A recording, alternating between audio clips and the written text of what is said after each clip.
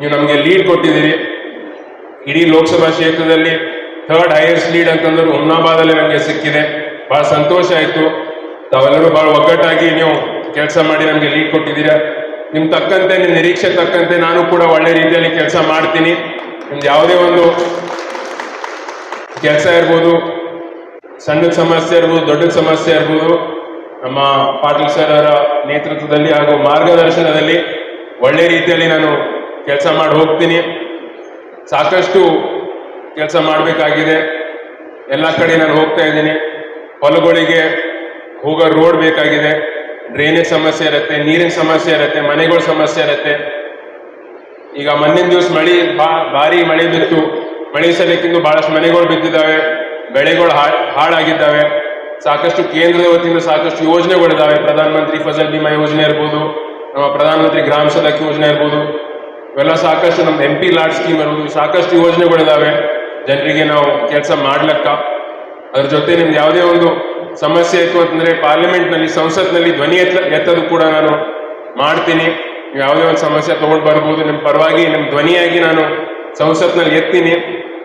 ಮತ್ತು ಅದ್ರ ಜೊತೆ ಹೇಳ್ಬೇಕೇನು ಅಂತಂದ್ರೆ, ಭಾಳ ಚಿಕ್ಕ ವಯಸ್ಸಿನಲ್ಲಿ ನೀವು ನನಗೆ ಬೆಂಬಲ ಕೊಟ್ಟು ನನಗೆ ಅಧಿಕಾರ ಕೊಟ್ಟಿದ್ದೀರಿ. ಬರೀ 26 ವಯಸ್ಸು, ಇಡೀ ದೇಶದಲ್ಲೇ ಬರೀ 30ಕ್ಕಿಂತ ಕಡಿಮೆಯವರು ಬರೀ 7 ಜನ ಇದ್ದಾರೆ. ಅದರಲ್ಲಿ ನಾನು ಕೂಡ ಬಂದಿದ್ದೀನಿ.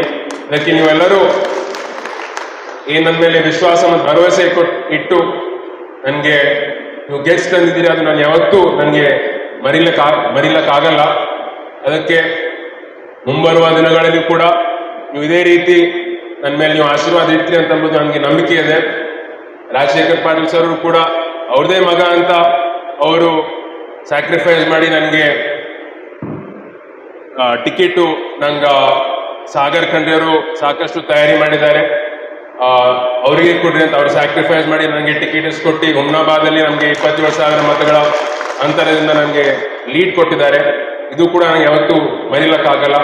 ಇದೇ ರೀತಿ ಮುಂಬರುವ ದಿನಗಳಲ್ಲಿ ಕೂಡ ನಿಮ್ಮೆಲ್ಲರ ಮಾರ್ಗದರ್ಶನದಂತೆ ನಾನು ಕೆಲಸ ಮಾಡ್ತೀನಿ. ಅದ್ರ ಜೊತೆ ಹೇಳ್ಬೇಕೇನಂತಂದ್ರೆ, ನಾನು ಇನ್ನೂ ವಯಸ್ಸು ಚಿಕ್ಕದಿದೆ. ನಾನು ಮಾತಾಡುವಾಗ ಅಥವಾ ಭಾಷಣ ಕೊಡುವಾಗ ಅಥವಾ ಏನೇ ಕೆಲಸ ಮಾಡುವಾಗ ನಾನು ತಪ್ಪು ಮಾಡ್ಬೋದು. ತಪ್ಪು ಮಾಡಿದಾಗ ನೀವು ಕೂಡ ಗೈಡೆನ್ಸ್ ಕೊಡಬೇಕು, ನೀವು ಹೇಳಬೇಕು. ನೀವೆಲ್ಲರೂ ಇಲ್ಲಿ ಯಾರ್ಯಾರು ಇದ್ದೀರಿ, ಬಹುಶಃ ಎಲ್ಲರೂ ನನಗಿಂತ ದೊಡ್ಡವರೇ ಇದ್ರಿ, ಯಾರು ನನಗಿಂತ ಚಿಕ್ಕವರಿಲ್ಲ ಇಲ್ಲಿ. ಎಲ್ಲಕ್ಕಿಂತ ಈ ಕಲ್ಯಾಣ ಮಂಟಪದ ಬಹುಶಃ ನಾನೇ ಎಲ್ಲಕ್ಕಿಂತ ಹೆಂಗಿದ್ದೀನಿ ಅಂತ ನನಗೆ ಅನ್ಸುದ. ತಾವೆಲ್ಲರೂ ಹಿರಿಯರಾಗಿ ನಾನು ಏನೇ ಒಂದು ತಪ್ಪು ಮಾಡಿದ್ರು ಕೂಡ ನೀವು ನಂಗೆ ಅಡ್ವೈಸ್ ಕೊಡಬೇಕು, ಹೇಳ್ತಾ ಇರಬೇಕು, ಗೈಡೆನ್ಸ್ ಕೊಡಬೇಕು. ಹಿಂಗೆ ತಪ್ಪಾಗ್ತಾ ಇದೆ, ನೀವು ತಪ್ಪಾಗ್ತಾ ಇದೆ ಅಂತಂದ್ರೆ ಮಾತ್ರ ನನಗೂ ಗೊತ್ತಾಗುತ್ತೆ, ನಾನು ಸುಧಾರಣೆ ಮಾಡ್ಕೋತೀನಿ ಅಂತ ಕೂಡ ನಾನು ನಿಮಗೆ ಭರವಸೆ ಕೊಡ್ತೀನಿ. ಮತ್ತೆ ಅಭಿಷೇಕ್ ಪಾಟೀಲ್ ಅಣ್ಣವರು, ನಮ್ಮ ರೇವಣ್ ಸಿದ್ದಪ್ಪ ಪಾಟೀಲ್ ಅಣ್ಣವರು ಯಾವಾಗಲೂ ನಾವು ಕೂಡ ಇರ್ತೀವಿ. ಯಾವುದೇ ಒಂದು ಕಾರ್ಯಕ್ರಮ ಇರ್ಬೋದು, ಕೆಲಸ ಇರ್ಬೋದು, ನಾವು ಕೂಡ ಮಾಡ್ತೀವಿ. ಉದಾಹರಣೆಗೆ ನಿನ್ನೆ ನಾವು ಬಸವ ಕಲ್ಯಾಣಕ್ಕೆ ಹೋಗಿದ್ವಿ. ಅಲ್ಲಿ ಒಬ್ಬ ಯುವತಿ, 18 ವಯಸ್ಸಿನ ಯುವತಿಯ ಕೊಲೆ ಆಗಿತ್ತು. ಒಂದು ಗಂಭೀರವಾದ ಒಂದು ಘಟನೆ ಆಗಿದೆ. ಅಭಿಷೇಕ್ ಪಾಟೀಲ್ ಅವರು, ರೇವಣ್ ಸಿದ್ದಪ್ಪ ಪಾಟೀಲ್ ಅವರು ಕೂಡ ಬಂದಿದ್ರು. ನಾವು ಹೋಗಿ ಅವ್ರ ಪರಿವಾರಕ್ಕೆ ನಾವು ಸಾಂತ್ವನ ಹೇಳಿ ಸರ್ಕಾರದ ವತಿಯಿಂದ ನಾವು ಕೂಡ ಚೆಕ್ ವಿತರಣೆ ಮಾಡಿದ್ದೀವಿ. ಅದಕ್ಕೆ ಇದೇ ರೀತಿ ನಾವು ಕೆಲಸ ಮಾಡ್ತಾ ಬರ್ತೀವಿ. ನಮ್ಮ ಅಜ್ಜವರಾದ ಭೀಮಣ್ಣ ಖಂಡ್ರೆ ಅವರಿಂದ ಅವ್ರ ಮಾರ್ಗದರ್ಶನದಲ್ಲಿ ನಾವು ಬಂದಿದ್ದೀವಿ. ಇಲ್ಲಿ ನಮಗಿಂತ ಬಸವರಾಜ್ ಪಾಟೀಲ್ ಸರ್ ಅವರ ಮಾರ್ಗದರ್ಶನದಿಂದ ಪಾಟೀಲ್ ಪರಿವಾರ ಬಂದಿದ್ದಾರೆ. ಅದಕ್ಕೆ ಇಬ್ಬರೂ ಪರಿವಾರ 50-60 ವರ್ಷಕ್ಕಿಂತ ಇತಿಹಾಸದಿಂದ ನಾವು ಸತತವಾಗಿ ನಾವು ಸಮಾಜ ಸೇವೆಯಲ್ಲಿ ಇದ್ದೀವಿ. ನಾವು ಕೆಲಸನೇ ಮಾಡ್ತಾ ಬಂದಿದ್ದೀವಿ. ಕಂಟಿನ್ಯೂಸ್ಲಿ 24 ತಾಸು ನಾವು ಜನರಿಗೆ ನಾವು ಟೈಮ್ ಕೊಟ್ಟಿದ್ದೀವಿ. ಈಗ ಉದಾಹರಣೆಗೆ ತಂದೆಯವ್ರನ್ನ ಯಾವತ್ತೂ ನಂಗೆ ಟೈಮ್ ಕೊಡ್ಲಿಕ್ಕಾಗಿಲ್ಲ, ಈಗ ಅವ್ರು ಟೈಮ್ ಕೊಡ್ಲತ್ತಾರ. ಹಿಂದೆ ಯಾವತ್ತೂ ನಂಗೆ ಟೈಮ್ ಕೊಟ್ಟಿಲ್ಲ ಅವರು. ಅದೇ ರೀತಿ ಬಹುಶಃ ಅಭಿಷೇಕ್ ಪಾಟೀಲ್ ಅವರಿಗೂ ಸರ್ ಯಾವತ್ತೂ ಟೈಮ್ ಕೊಡ್ಲಿಕ್ಕಾಗಲ್ಲ. ಯಾಕಂದ್ರೆ ನಾವು ಜನರ ಜೊತೆನೇ ನಾವು ಇರ್ತಿತ್ತು.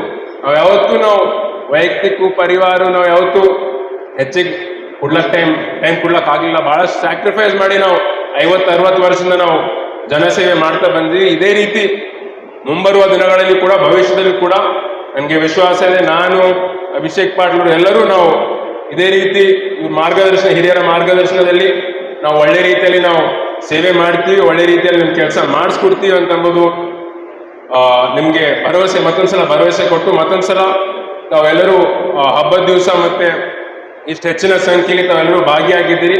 ತಮ್ಮೆಲ್ಲರಿಗೂ, ವೇದಿಕೆ ಮೇಲೆ ಉಪಸ್ಥಿತ ಎಲ್ಲ ನಮ್ಮ ಮುಖಂಡರಿಗೂ ಎಲ್ಲರಿಗೂ ನನ್ನ ಮತ್ತೊಂದ್ಸಲ ಕೋಟಿ ಧನ್ಯವಾದಗಳನ್ನು ಸಲ್ಲಿಸಿ ನಾನು 2 ಮಾತುಗಳನ್ನು ಮುಗಿಸುತ್ತೇನೆ.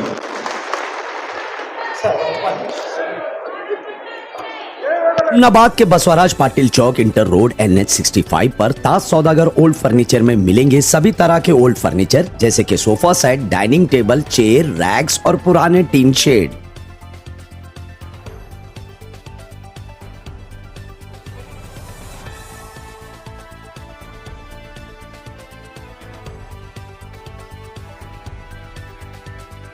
उमनाबाद के बालाजी मंदिर वीरभद्रेश्वर रोड बीबी गली क्रॉस पर मॉडर्न फुट मसाज सेंटर में नेचुरल तरीके से blood circulation, joint pain, cholesterol, back pain, blockage, gas, thyroid के अलावा बॉडी के कई सारी बीमारियों का इस मसाज सेंटर में इलाज किया जाता है। तो जरूर विजिट करें मॉडर्न फुट मसाज सेंटर।